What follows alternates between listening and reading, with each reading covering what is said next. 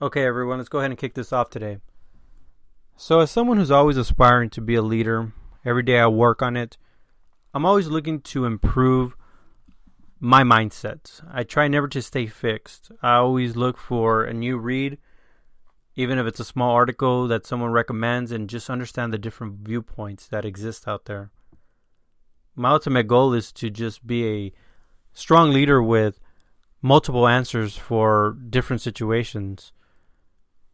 And so I reflect upon all the different interviews that I conducted in creating this podcast. And the one that right now comes to mind is a story that was given to me by another good friend of mine who's worked in the industry of banking for many years.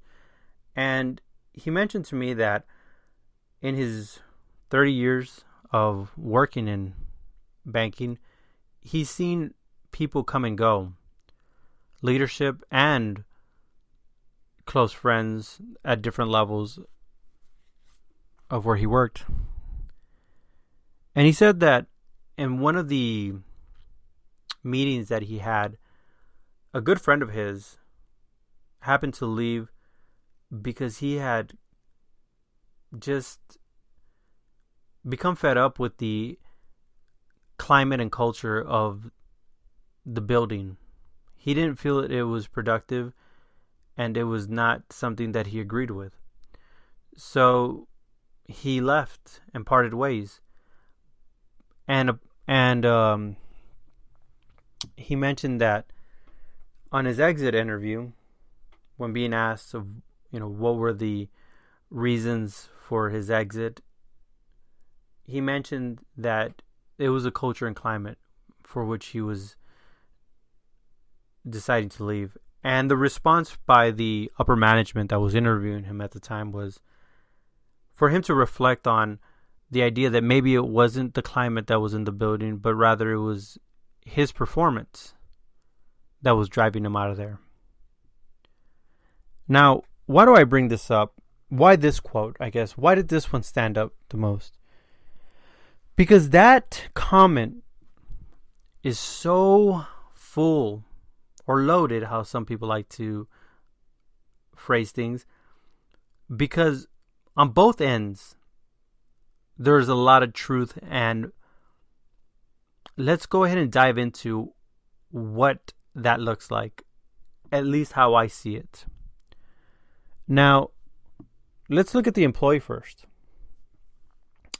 Let's have the employee do a reflection here. Now, he's not here, but we're going to be the employee and reflect upon this. Why would that be a comment given to us as we're being interviewed upon our exit? Well, naturally, it's quick. We can become defensive on that. That this is not true. You're the ones at fault, not me. I'm leaving, and I've just told you why, but yet you're not listening to me. But could it be that maybe there were performance issues? For the sake of argument, let's just say yes, there was performance issues. Now, in order for the employee to fully embrace the exit without feeling any type of sentimental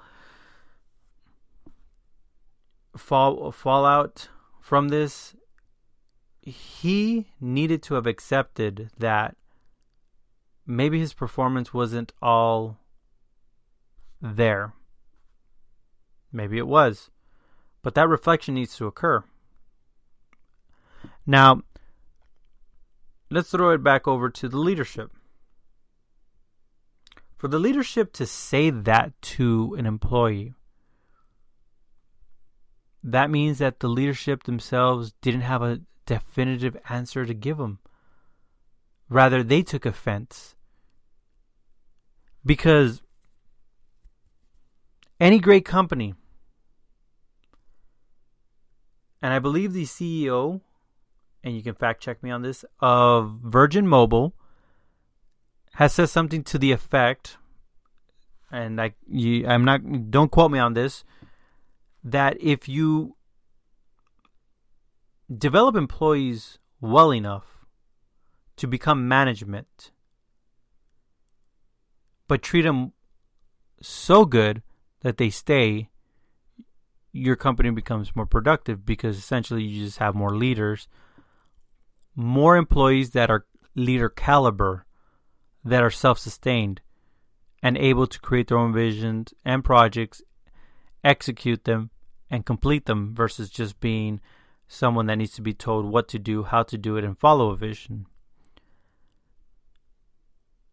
Now, let's go back to the exit interview, where we've just heard that it was the employee's performance and not the culture of or climate of the building.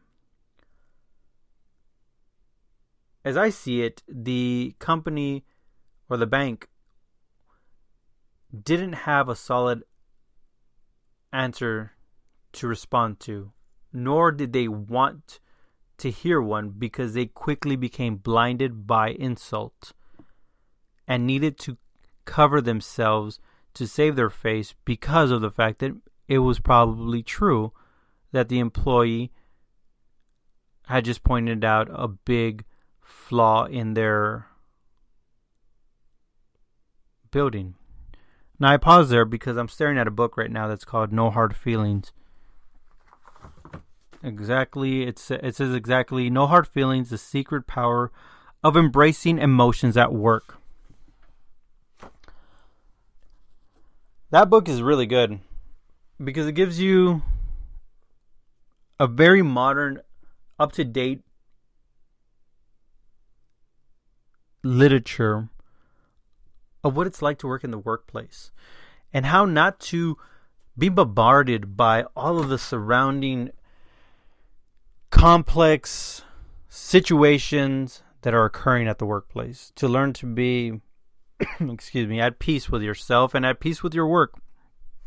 So if you're looking for a book that can provide you some good guidance on understanding your feelings, especially with stress at work or just office politics, this was a great book that I was actually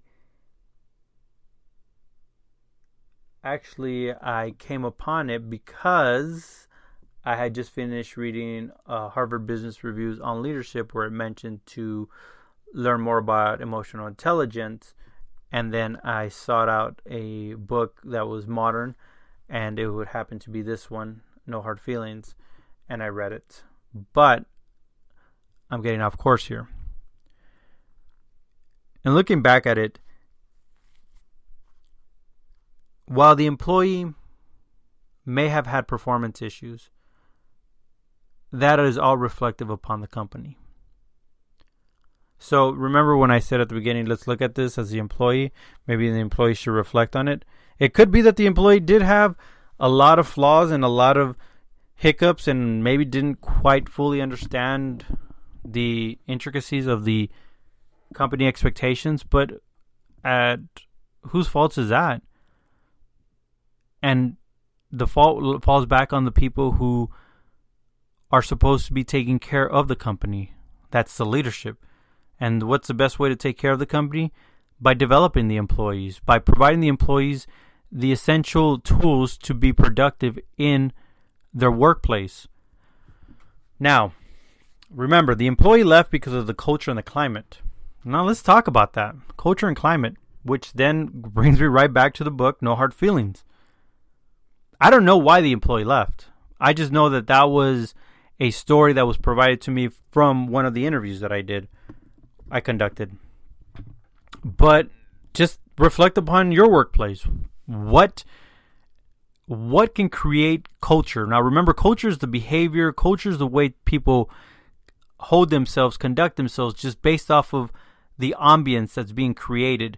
If it's a relaxed ambience, then people are relaxed. If it's a stressful, very micromanaged ambience, and people are feeling high stressed because they feel like they need to produce exactly as being asked of them. So it just depends on how it's being created. This person could have left the company because, quite frankly, it was too relaxed. It was probably very comforting for anyone else who walked in there who probably thought it was a paradise. Maybe it just didn't fit his personality. It could have been that. Now, how could the company have alleviated this? How could the leadership alleviated or prevented this from happening? Well, first, understand your employee. If it comes to the point where the employee is leaving because of the culture, then so much has already happened that it's led to that. And you never got to know your employee, so you missed the mark a long time ago. Now, a good friend of mine did once tell me it's cheaper to retain than to rehire someone. So the company loses money by losing someone who just spent time working for you and now is moving on with all of the inside understanding of your company and will take it to the competitor and build on them where possibly they're a better fit. All because the company never took the time to understand the employee. That is going back to building the culture. So if this employee felt that there was something amiss based off of how people conducted themselves or how things were laid out or communication, then yes, he was going to leave. And what could since nothing was done, the employee left. But what the company could have done was take surveys, get to understand the employee. But it's obvious that the company never cared to do it because the employee ended up leaving. And I'm going in circles here because ultimately the response given to the employee for leaving was him, not us.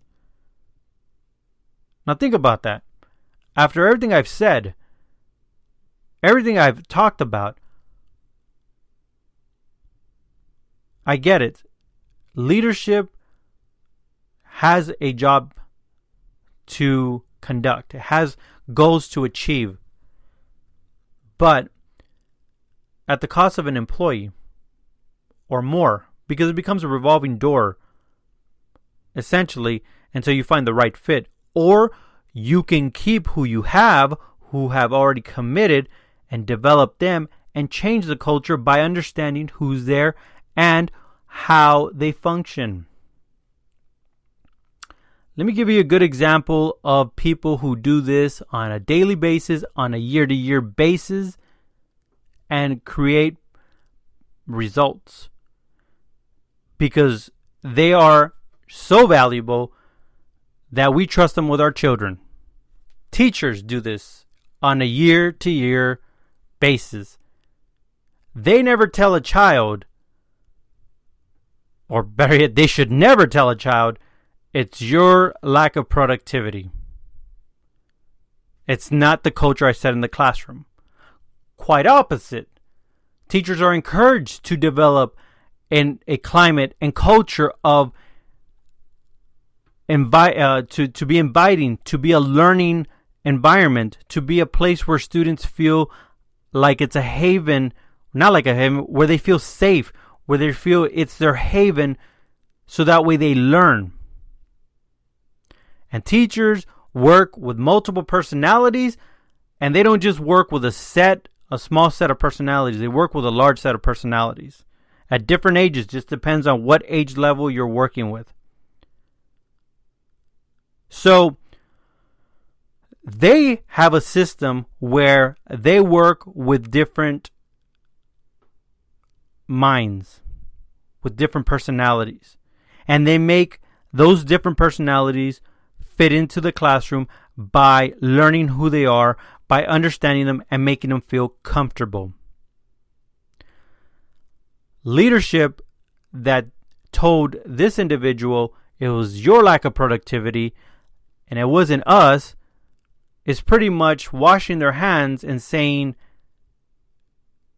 I'm not responsible, with zero accountability on our end. You see the difference?